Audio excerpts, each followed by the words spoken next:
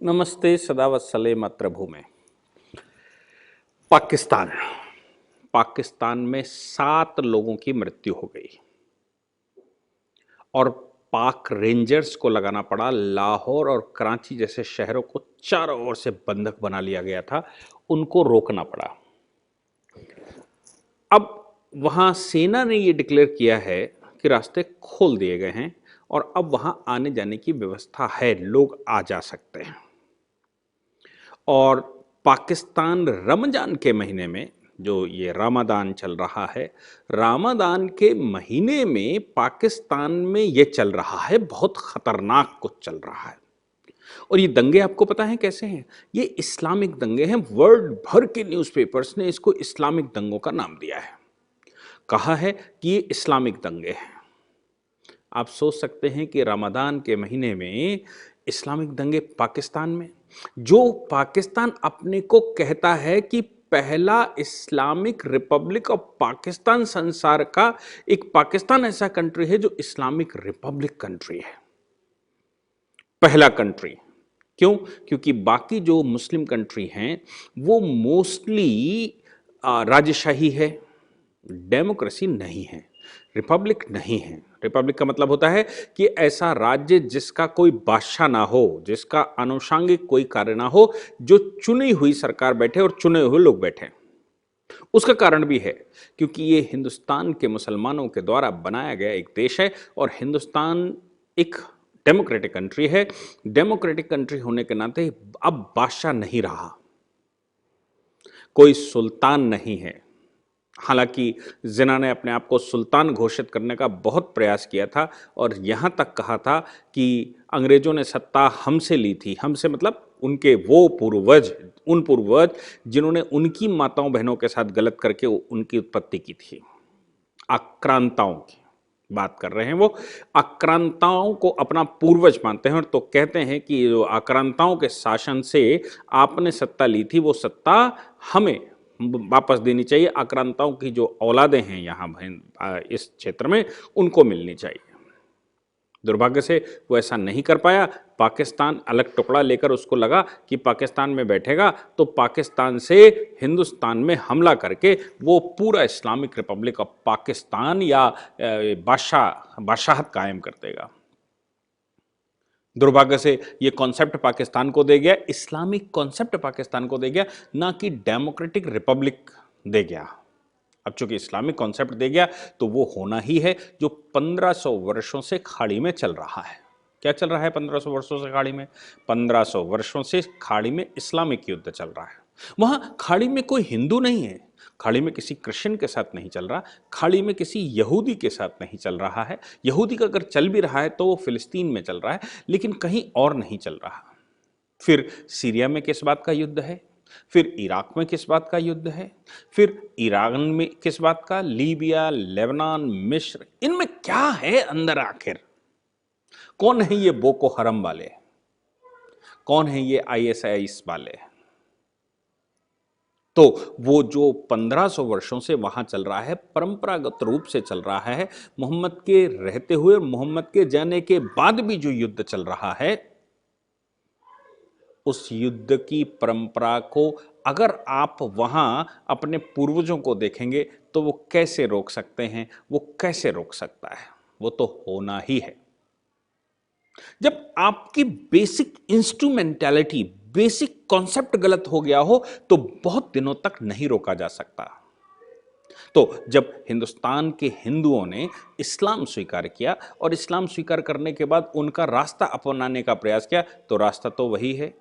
आपने पाकिस्तान ज़रूर बना लिया हिंदुस्तान तोड़ के, लेकिन आपने कॉन्सेप्ट तो इस्लामिक लिया और आपने इस्लामिक रिपब्लिक ऑफ पाकिस्तान घोषित किया, तो ये तो होना ही था। इस्लामिक युद्ध आज से शुरू होता या बहुत पहले से शुरू होता, लेकिन इस्लामिक युद्ध तो वहाँ होना ही था। जैसे जैसे पाकिस्तान मोदी के कर कमलों की वजह से कमज़ोर होता जा रहा है और पाकिस्तान की इकोनॉमी जैसे जैसे खराब होती जा रही है, पाकिस्तान के अंदर, जैसा मैंने पहले भी बहुत बार कहा है कि पाकिस्तान में जिस समय कयानी कमीशन बैठा था, उसने कहा 150 प्रकार के मुसलमान यहाँ पर रहते हैं, मैं एक प्रकार के मुसलमान की बात करता हूँ तो 149 उसके दुश्मन हैं। ये 150 प्रकार के दुश्मन एक साथ रहते हैं, वो तब तक ही रह सकते हैं जब तक वो धन से मजबूत हों, जब तक वो किसी दूसरे दुश्मन से लड़ रहे हों। लेकिन जब दूसरा दुश्मन या तो भारी हो जाए, या दूर हो जाए, या ख़त्म हो जाए, जहाँ तक उनकी पहुँच ख़त्म हो जाए, तो फिर वो तो जो सीख गए हैं वो घर में ही करना शुरू कर देते हैं। अब चूंकि हिंदुस्तान के अंदर ऐसी सरकार बैठ गई है जिसके लिए पाकिस्तान के अंदर से गतिविधि नहीं हो पा रही। क्यों नहीं हो पा रही? क्योंकि आपने जब जब यहाँ पर कोई घटना की तो हिंदुस्तान के आज के प्रधानमंत्री ने आपको रिटेलिएट किया, आपको जवाब दिया। भले ही वो पाकिस्तान के हिस्से में ना घुसे हों, लेकिन पाक ऑक्युपाइड जम्मू कश्मीर के हिस्से में जो आपके कैंप चल रहे हैं उन पर लगातार टारगेट कर करके उनको ख़त्म करने का ठान लिया और कर दिया। और अब वहां से इन्फिल्ट्रेशन भी नहीं हो पा रहा है। यहां सब कुछ अब ऐसा लग रहा है कि शांति से चल रहा है, और मोदी जी लगातार उसमें प्रयास भी कर रहे हैं, चाहे वो फॉरेन डायरेक्ट इन्वेस्टमेंट के मामले में, या मैंने कुछ दिन पहले बताया था कि FATF की टीम के साथ भारत की एक कमेटी बना दी गई है और भारत के अंदर से वो सपोले ढूंढने शुरू कर दिए हैं जो इस प्रकार की टेरर फंडिंग करते हैं, टेरर फाइनेंस करते हैं। वो स्टेट स्पॉन्सर्ड अगर फाइनेंस होता था तो नोटबंदी करके वो स्टेट स्पॉन्सर्ड जो फाइनेंस था वो भी ख़त्म कर दिया गया था। तो पाकिस्तान के लोगों के पास बहुत कुछ काम नहीं बचा, इसलिए पाकिस्तान के अंदर लड़ना शुरू कर दिया। मैं आपको चर्चा कर रहा हूं अभी न्यूज़, वो France24.com की साइट पर उन्होंने कहा, फ्रांस के मिनिस्टर ने कहा कि फ्रांस के विरुद्ध जो पाकिस्तान के अंदर चल रहा है उस पर पाकिस्तान को बैन लगाना ही होगा। और जैसे ही उन्होंने कहा बैन लगाना होगा, पाकिस्तान के अंदर बैन लग गया। और पाकिस्तान के अंदर जैसे ही एक Islamic party, pure Islamic party के ऊपर बैन लगा, पाकिस्तान में दंगे होना स्वाभाविक था। रमादान का महीना है, रमादान के महीने में ये होना स्वाभाविक था, क्योंकि चिनगारी कहीं ना कहीं बैठी है। लाख और चिनगारी का साथ नहीं हो सकता। जिस समय आपकी एजुकेशन खराब हो गई हो, और वो भी परम पिता के नाम से एजुकेशन खराब हो गई हो, तो ये संभव नहीं है कि आपको रोका जा सके, आपके यहाँ आतंक होने से रोका जा सके। मैं आपको पूरा मामला बताता हूं, मामला क्या है। पाकिस्तान के अंदर एक पार्टी बनी, तहरीके लबायक पाकिस्तान, जिसको TLP कहते हैं। मैं फिर से कहता हूं, तहरीके लबायक पाकिस्तान। लबायक कहते हैं मैं ही, यानी कि आज जो फंडामेंटल राइट्स या मेरा अस्तित्व। तो तहरीके लबायक पाकिस्तान में एक जनाब रिजवी साहब हैं जो उनकी पार्टी, उस पार्टी के इस समय रहनुमा बने हुए हैं या वो पार्टी चलाते हैं। उन साहब की गिरफ्तारी कल पाकिस्तान में हो गई, और पाकिस्तान में उन साहब की गिरफ्तारी होना पाकिस्तान में आतंक फैलाना था। और इन साहब की पार्टी ने 2018 के चुनाव में थोड़े वोट नहीं पाए, लगभग 25 लाख वोट पाए थे। अब 25 लाख वोटर तहरीके लबायक पाकिस्तान के पास अगर है, तो वो 25 लाख में से 10% भी एक्टिव होगा तो 2.5 लाख लोग रोड पर उतरने वाले थे। 2.5 लाख लोग रोड पर उतर आए। पुलिस को पकड़ा गया। पुलिस के सामने जो जम्मू कश्मीर में कभी किया गया था, वही पुलिस को बिठाकर अल्लाह अकबर के नाम से, अल्लाह के नाम से और कुरान के नाम से उनसे कहा गया, ये दोहराओ, इसको कहिए, नहीं तो लाठी डंडे लेकर खड़े थे। तुम सरकार नहीं, अल्लाह याद करो। तुम सरकार नहीं चलाओगे, तुम उसको याद करो। रमजान का महीना है। बहुत कुछ चला। मामला क्या था ये समझिए। तहरीके लबायक पाकिस्तान ने किया क्या कि जो फ्रांस में कार्टून छपा था, फ्रांस के कार्टून को लेकर पाकिस्तान के अंदर दंगे शुरू हुए, और तहरीके इंसाफ पाकिस्तान जो आज की सत्तारूढ़ पार्टी है, उसके सामने तहरीके लबायक पाकिस्तान ने प्रदर्शन किया देश बंद किया और ये कहा कि फ्रांस के एम्बेसडर को यहां से वापस भेजो, नहीं तो हम उसे मार देंगे। तो एक समझौता हो गया तहरीक इंसाफ पाकिस्तान और तहरीक लबाइक पाकिस्तान के बीच में। और ये तहरीक इंसाफ पाकिस्तान ने कहा कि हम उनको, यानी कि सरकार ने कहा कि हम उनको बाहर कर देंगे, हम इस बात का वचन देते हैं। लेकिन एफएटीएफ में बहुत बड़ा रोल फ्रांस प्ले कर रहा है और अभी अभी सेंसिटिव देशों की सूची में कल ही यूके ने उनको डाल दिया है और कहा है कि इतनी बड़ी रकम, कुछ लोगों ने कहा 2,500 करोड़ या 25,000 करोड़ रुपए, पाकिस्तानी रुपए की रकम लंदन में लगाई जा रही है। लंदन को कैप्चर किया जा रहा है, इस्लामिक राजधानी बनाने की कोशिश की जा रही, ताकि वो यूके पर कब्जा कर सके। इसलिए उनको सेंसिटिव सूची में डाल दिया और कहा कि एफएटीएफ की क्लियरेंस उनको नहीं मिलनी चाहिए। फ्रांस पहले से एफएटीएफ की क्लियरेंस न देने के पक्ष में था। बोरिस जॉनसन भारत के दामाद और एमेनुअल वो फ्रांस के राष्ट्रपति मोदी के दोस्त। कैसे चलेगा पाकिस्तान? पाकिस्तान के ऊपर एफएटीएफ का फंदा पड़ा हुआ है, पाकिस्तान के पास पैसे नहीं हैं, पाकिस्तान क्वारंटाइन सेंटर नहीं बना पा रहा है, पाकिस्तान वैक्सीन नहीं लगा पा रहा है। और जब ये पाकिस्तान नहीं कर पा रहा है तो कैसे चले? जब वो समझौता हो गया तो उस समझौते के बाद दोबारा अभी रमादान में प्रोटेस्ट शुरू हो गए। रमादान में जो प्रोटेस्ट शुरू हुए, उन प्रोटेस्टों में उन्होंने कहा कि हम आपको 20 अप्रैल तक का टाइम देते हैं, 20 अप्रैल केवल। अगर 20 अप्रैल तक आपने फ्रांस के एम्बेसडर को यहां से बाहर नहीं किया तो सरकार गिरा दी जाएगी और पाकिस्तान में दंगे कर दिए जाएंगे।